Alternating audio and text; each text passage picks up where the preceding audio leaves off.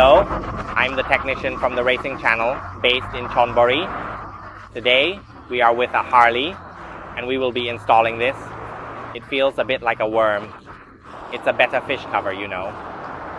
There are 3 wires, there are dim lights and turn signals. There are 3 wires for the dim lights and turn signals, and we also need to apply glue. Fortunately, the turn signal is already a turn signal, so we can remember this part easily. It's not difficult at all. Once we connect the power, the light come on immediately. See?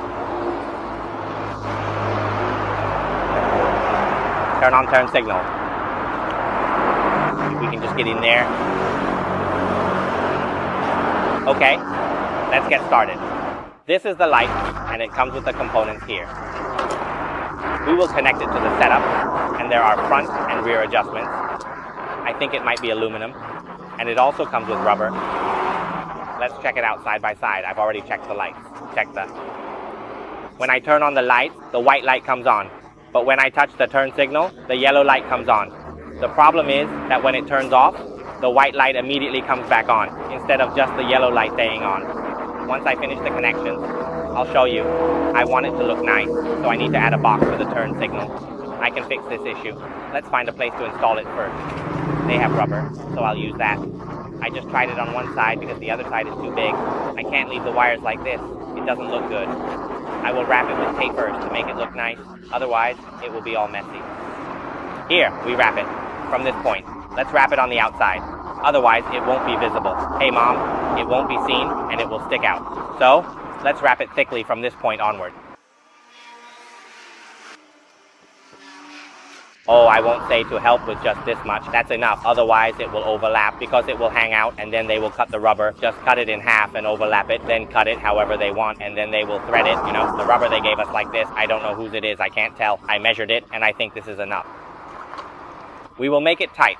Without the part, it will stay in place, but it will be slippery and vibrate. Let's take a look.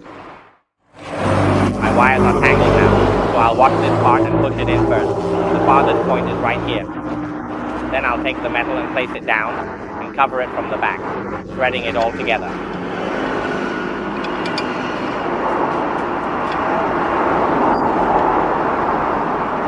Look, the monk can squeeze the most here, right? Is it in the right place? It doesn't fit.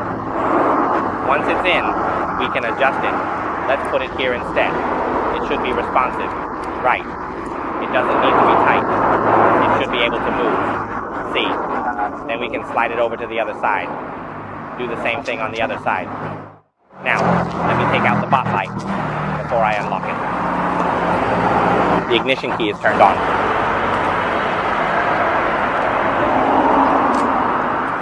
There are 3 wires here.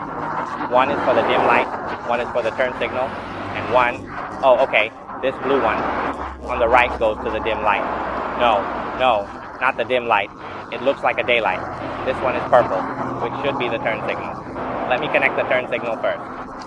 Okay, the purple is for the turn signal. The blue is for the dim light, and the purple is for the turn signal on this side, the left side. Let's try. The blue is also for the dim light. And the black and white for the turn signal. Okay. It's all set now. Let me show you. Here it is. Looking for the key. So whether it's connected or not, please turn on the right turn signal. Do you see? The light is blinking like this when I turn on the left turn signal. Do you see the light? It behaves like this, right? The white light doesn't turn off completely. Actually, the white light should turn off at the same time the yellow light goes out. It should just turn off completely, and then the yellow should blink. To fix this issue, I have a box that can be used. You can put it in the box for emergency use. This is for emergencies, okay?